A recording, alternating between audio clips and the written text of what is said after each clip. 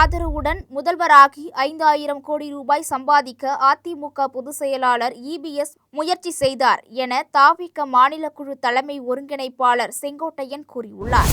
விஜய் முதிர்ச்சியற்ற அரசியல்வாதி என கர்நாடக துணை முதல்வர் DK சிவக்குமார் கூறியுள்ளார். கோயம்பேடு மார்க்கெட்டில் காய்கறிகளின் விலை கடுமையாக சரிந்து உள்ளதால் மக்கள் மகிழ்ச்சி.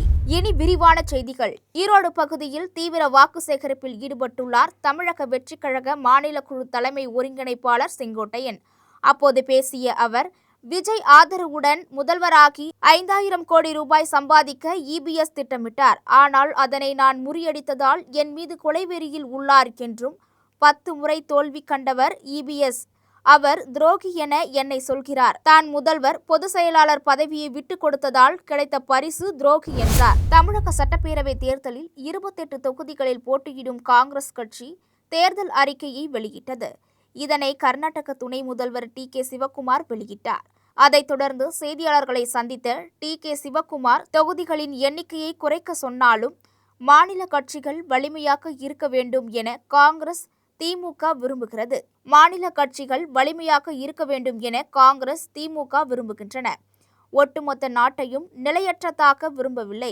நம்மை பிரிக்க வேண்டும் என நினைக்கின்றனர். நாம் ஒற்றுமையாக இருக்க வேண்டும் என விரும்புகிறோம் என்றார். அதனைத் தொடர்ந்து தமிழக வெற்றிக் கழக தலைவர் விஜய் குறித்த கேள்விக்கு பதிலளித்த அவர், விஜய் முதிர்ச்சியற்ற அரசியல்வாதி. அவருக்கு அரசியல் முதிர்ச்சி என்றால் என்னவென தெரியாது என்றும் பதிலளித்தார். வழக்கமாக பருவமழை காலங்களில் உச்சம் தொடும் காய்கறி விலைகள் தற்போது கோடை வரத்தின் காரணமாக போட்டி போட்டுக்கொண்டு சரிந்து வருவது இல்லத்தரசிகளுக்கு மகிழ்ச்சியையும் விவசாயிகளுக்கு பெரும் கவலையையும் ஏற்படுத்தியுள்ளது. கோயம்பேடு மார்க்கெட்டில் சிறிய அளவிலான தக்காளி 6 முதல் 8 கிலோ வரை வெறும் 100 ரூபாய்க்கு விற்பனை செய்யப்படுகிறது.